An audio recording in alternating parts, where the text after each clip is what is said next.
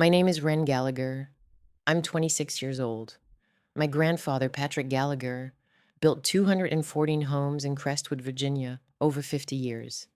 His hands poured the foundations of an entire town, schools, churches, the fire station, the library where I learned to read. If a wall is standing in Crestwood, chances are my grandfather put it there. 3 years ago, his three sons, my father included, told the entire town that Patrick Gallagher had died peacefully in his sleep. They printed an obituary. They held a memorial.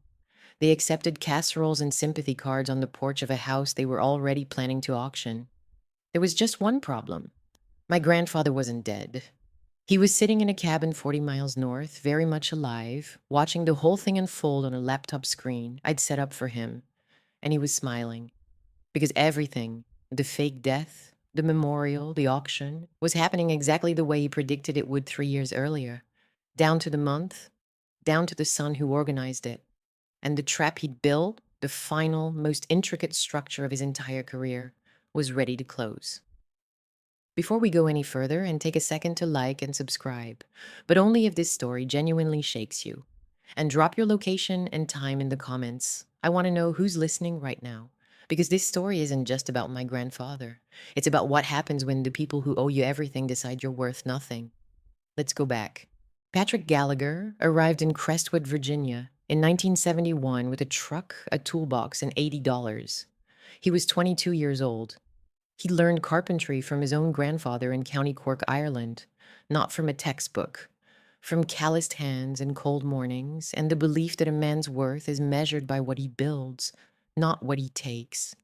He started small, a deck for a neighbor, a garage for the pastor, then a house, then another, then another. By 1985, Gallagher Construction was the most trusted name in Crestwood. Patrick didn't advertise. He didn't need to. Every house he built was his business card. Solid bones, honest materials, the kind of craftsmanship where doors still close perfectly 40 years later. He married my grandmother, Colleen, in 1974. They had three sons. My father, Sean, the youngest, then Michael, the middle, then Declan, the oldest. Patrick built each of his sons a house, by hand, for free. Sean's was a 3-bedroom colonial on Maple Street. Michael's was a craftsman bungalow near the school. Declan's was the biggest, a 4-bedroom on the hill, with a wraparound porch and a view of the entire valley. Patrick built those homes the way he built everything, with love embedded in the joints. He carved each son's initials into a beam in every house, a hidden signature, his way of saying I was here. I built this for you, remember? They didn't remember. Colleen died in 2009, lung cancer, fast and cruel. Patrick held her hand in the hospice room and didn't leave for 4 days. After the funeral, his sons visited less and less. Michael moved to Richmond for a sales job. Declan got into real estate development, the kind that tears down old homes to build condos. The irony was not lost on anyone except Declan. My father, Sean, stayed in Crestwood, but stayed distant. He'd stop by on holidays, eat, leave, and call it love. I was the one who stayed. Not out of obligation, out of genuine devotion. My mother left when I was 4. Sean couldn't handle me and his drinking at the same time, so Patrick raised me. He taught me to read blueprints before I could read chapter books. He let me hammer nails into scrap wood while he worked. Every morning he made me oatmeal with brown sugar and said the same thing. What are we building today, little bird? Little bird. That's where the name Wren landed differently. He said it like a title, not a nickname. When I turned 18, Patrick sat me down on his workshop bench and said something I didn't fully understand until much later. Wren, I've built 200 houses in this town, but the only one that matters is the one I'm sitting in right now. And when I'm gone, your uncles are going to try to take it. I need you to promise me you'll fight. I promised. I thought he was being dramatic. Old men worry about things that never happen. Right? Wrong. He wasn't worrying. He was predicting. With the same precision he used to measure a load-bearing wall. Patrick's house, the original Gallagher homestead, sat on 11 acres at the edge of town. He'd built it in 1976 with Colleen. Every room had a story. The kitchen window was angled to catch the morning sun because Colleen liked to cook in natural light. The back porch faced east because Patrick wanted to watch the sunrise with his coffee. The workshop out back was larger than the house itself, a cathedral of sawdust and hand tools, and 50 years of blueprints rolled up in labeled tubes. The property was appraised at $1.8 million. The land alone was worth more than every house Patrick had ever been paid to build. And Declan, the real estate developer, had been calculating that number for years. 3 years ago, Patrick had a minor stroke. Minor. He was back on his feet in 2 weeks, back in his workshop in 3. But the stroke gave Declan what he needed in the narrative. Within a month, Declan called a meeting with Michael and Sean. I wasn't invited. I found out from my father, who called me sounding uncomfortable. Your grandfather's health is declining, Ren. We need to start thinking about long-term care. He's fine, Dad. I was with him yesterday. He's sharpening chisels. Declan says Declan hasn't visited Grandpa in 8 months. Silence. Then Sean said the words that told me everything I needed to know. This isn't your decision, Ren. We're his sons. Sons. The word sat in my mouth like a stone. Sons who took his houses and forgot his address. Sons who showed up at Christmas and left before dessert. Sons who couldn't name his dog but knew the value of his land down to the decimal. Over the next 6 months, I watched them circle. Declan visited more frequently, not to see Patrick, but to walk the property with a measuring wheel. Michael started calling, asking Patrick about his plans and whether he'd considered downsizing. Sean, my own father, started suggesting assisted living facilities with the enthusiasm of a man reading a brochure he'd already bookmarked. Patrick saw all of it. Every visit, every question, every calculation, behind every smile. 50 years of reading people across job sites and contract negotiations had made him fluent in the language of greed. One evening, sitting on the back porch, he looked at me and said, "They're going to declare me dead, Ren." I almost dropped my coffee. What? Not literally, but functionally. They'll find a way to make me disappear so they can sell this land. Declan's already got a buyer, that development group from Northern Virginia. I've seen the emails. How? Declan uses his old laptop when he visits. He thinks I don't know the Wi-Fi password. Patrick smiled. A cold carpenter's smile, the kind that measures twice before cutting once. But I built this house, little bird. I built everything in this house, including the network. He'd been monitoring Declan's emails for 4 months. He'd read every message between Declan and a company called Blue Ridge Capital. They wanted the 11 acres for a luxury townhome development. Declan was positioning himself as the family representative. He'd already discussed a sale price, $2.4 million, split 3 ways between the brothers. My name wasn't mentioned once, neither was Patrick's. Now I need to pause here, because what my grandfather did next is the most brilliant, patient, calculated thing I've ever witnessed a human being do. And I need you to understand, this wasn't anger. This was architecture. If you've ever had someone in your family try to erase you and try to make decisions about your life without your voice in the room, I need you to hit that subscribe button right now. Because this story is about to turn in a way you will not see coming. And I promise you, the ending is worth every second. Let's keep going. Patrick called 2 people. The first was his attorney, Frank Moretti, a man Patrick had built a home for in 1988 and who had handled his legal affairs for 35 years. The second was me. We met at Frank's office on a Tuesday morning. Patrick laid out his plan on the conference table the same way he'd lay out blueprints. Methodical, precise, every detail measured. They want me gone, he said. So I'm going to be gone, but on my terms. Phase 1, the new will. Patrick had Frank draft a completely new will in living trust. The homestead, the workshop, the 11 acres, every tool, every blueprint, every penny, all of it went into a protected, irrevocable trust. The sole beneficiary was me. His 3 sons were removed entirely. But here's the part that made Frank's eyebrows rise. Patrick added a clause that Frank later called the most creatively vindictive legal provision he'd ever drafted. Each of the 3 houses Patrick had built for his sons, the colonial, the bungalow, the 4-bedroom on the hill, had been gifted informally. No paperwork, no deeds transferred. Patrick had built them on land he still legally owned. He'd never filed the transfers because he trusted his sons. That trust was now a weapon. Patrick still legally owned the land under all three of their homes. The houses themselves were improvements on his property.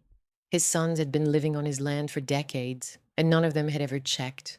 The new trust included a clause that if any of his sons attempted to sell, transfer, or claim the homestead property, ownership of the land beneath their own homes would immediately revert to the trust, meaning to me, if they tried to take his house, they'd lose theirs. Phase 2, the disappearance. Patrick wasn't going to fight the narrative that he was declining. He was going to accelerate it. He told Frank and me his plan to leave Crestwood quietly, move to a cabin in the Shenandoah Valley owned by Frank's brother-in-law, drop off the grid entirely. If they want me gone, he said, I'll give them gone, but I want to see what they do when they think nobody's watching. Phase 3, the surveillance. Before Patrick left, he installed 3 things in the homestead. First, cameras. Small, motion-activated, cloud-stored. In the workshop, the kitchen, the front porch. Second, a recording system on the home phone line. Third, and a forwarding system on the home Wi-Fi that copy every device's browsing activity to a secure server. Patrick was a carpenter, not a tech expert, but I was a 23-year-old who'd grown up on the internet. I set up everything in 2 days. Encrypted, backed up, untraceable.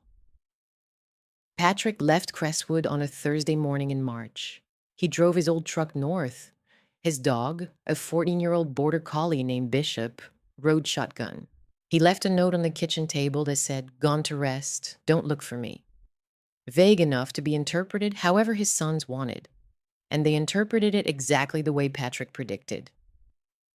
Within 4 days, Declan told the town that Patrick Gallagher had passed away. Declan didn't just tell people casually. He committed to the performance. He called the Crestwood Gazette and placed an obituary. Patrick James Gallagher, 75, master builder, beloved father, passed peacefully at home. He listed the memorial for the following Saturday at St. Anne's Church, the church Patrick had built the addition on in 1992. He organized a reception at the homestead, used Patrick's kitchen, served food off Patrick's table, accepted handshakes and hugs from 200 people who had lived in the homes Patrick built, while planning to sell the land those homes overlooked. Michael flew in from Richmond. He wore a black suit and gave a speech about Dad's legacy that lasted 4 minutes and contained exactly 0 specific memories. Sean, my father, stood in the back of the church looking uncomfortable. He didn't speak. He didn't cry. He just stood there, a passive accomplice in a suit that didn't fit. The way he'd been a passive accomplice his entire life. I attended the memorial. I had to. Staying away would have raised suspicion. I sat in the third pew and listened to 200 people mourn a man who was currently eating oatmeal in a cabin in the mountains with his dog on his lap, watching the whole service through the camera I'd hidden in a flower arrangement on the altar. Yes, he watched his own funeral, and he took notes. After the memorial, Declan moved fast. Within 2 weeks, he had a real estate agent at the homestead. Within 3 weeks, Blue Ridge Capital had submitted an offer, $2.6 million. Declan accepted on behalf of the estate using power of attorney documents he'd forged, documents that referenced Patrick's death, which had never been verified by any medical professional, any hospital, any coroner, because there was no death, there was no body. There was just Declan's word and a newspaper obituary he'd written himself. For 6 months, I fed Patrick everything, every camera recording, every email, every phone call, every document Declan filed. Patrick organized it all in binders, labeled, dated, indexed, the same way he organized blueprints. Precise, patient, permanent. Frank Moretti built the legal case alongside him. Fraud, forgery, filing false documents, attempted theft of property through fabricated death claims. In Virginia, falsely reporting someone's death for financial gain is a Class 4 felony. Declan didn't just cross a line. He erased it and built a condo on top of it. Declan scheduled a public auction for the homestead contents. The tools, the blueprints, the furniture. Everything that made the house Patrick's home was going to be sold to strangers on a Saturday morning in September. He advertised it in the Gazette, the same paper that had run Patrick's obituary 6 months earlier. The morning of the auction, 140 people showed up. Declan stood on the front porch, Patrick's porch, with a microphone and a clipboard, wearing a smile that made my stomach turn. Welcome, everyone. Today we're honoring my father's legacy by finding new homes for the things he loved. Honoring, the word was so grotesque I could taste it. The bidding started. Patrick's workbench, the one his own grandfather had shipped from Ireland in 1969, opened at $200.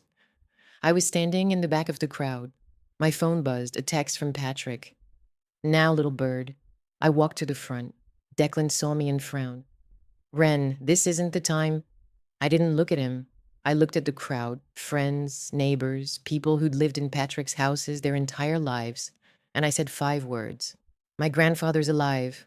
The crowd went silent, not quiet, silent. The kind of silence that has a weight. A black truck pulled up the driveway, the door opened, and Patrick Gallagher, 75 years old, flannel shirt, work boots, Bishop's border collie at his heels, stepped out and walked toward his own front porch. The crowd parted like water. Someone gasped, someone whispered, "Oh my God!" Mrs. Henderson from Birch Street, a woman who'd cried at his memorial, dropped her auction paddle and covered her mouth.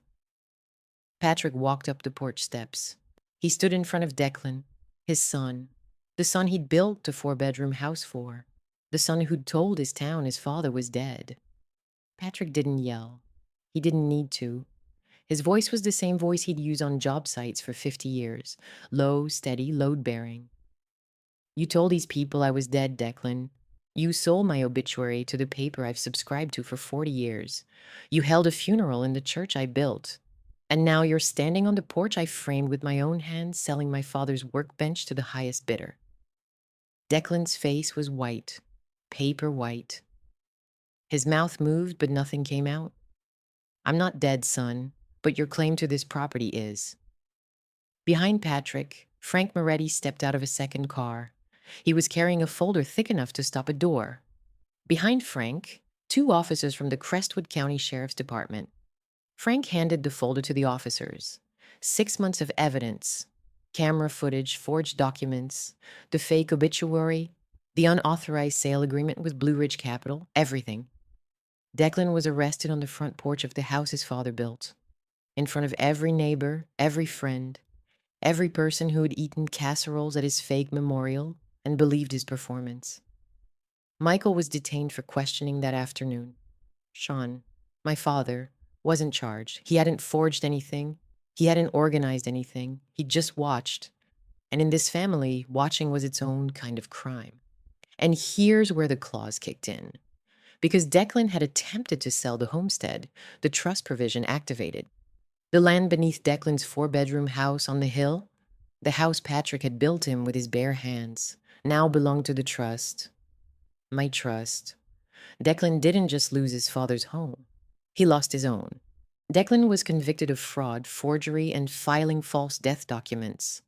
18 months in a state facility. When he got out, he had no home, no license, and no reputation. The town that once respected the Gallagher name now used it as a cautionary tale. Michael settled quietly. He signed over any claim to the family property in exchange for Patrick not pursuing charges. He moved back to Richmond and hasn't called since. My father, Sean, drove to the homestead 2 weeks after the auction. He sat on the porch steps for 30 minutes before knocking. Patrick opened the door, looked at him, and said, "You didn't forge anything, Sean. But you didn't stop anything either. That's a different kind of crime, and it doesn't come with a sentence. It comes with a question. Can you live with what you didn't do?" Sean comes to dinner now, every other Sunday. He's quiet. He helps with the dishes. He's not forgiven, not fully, but he's present. And Patrick has always believed that presence is the foundation everything else gets built on. The homestead is still standing. The workshop is still full. The workbench, the one from Ireland, was right where it's always been. I live in the guest cottage now. I'm learning to build. Patrick is teaching me the way his grandfather taught him. Early mornings, calloused hands, no shortcuts. Last Sunday, we were on the porch at sunset. Bishop was snoring at his feet. Patrick looked out at the valley, at the 200 houses he'd built, still standing, still solid. and said, "Ren, people think building is about putting things up. It's not. Building is about knowing what holds, knowing which joints carry weight and which ones are decorative. Most people are decorative. A few are load-bearing. You're load-bearing, little bird. You always were." I didn't say anything. I just sat with him. Two builders on a porch, watching the light change on a town made of his hands. If you're watching this and you have a grandparent, visit them. Not next month, this week. Sit with them. Ask them what they built. Ask them what they're afraid of losing. Because the people circling them might not wait for permission. And if this story moved you, if it made you think about your own family, hit subscribe right now. I share stories like this every single week. Stories about betrayal, about justice, and about the people who refuse to disappear quietly. Drop a comment and tell me, what would you have done at that auction? Would you have let him walk up those steps alone? My grandfather didn't need a hero. He was the hero. He just needed a witness. I was his witness. And now so are you. I'll see you next time.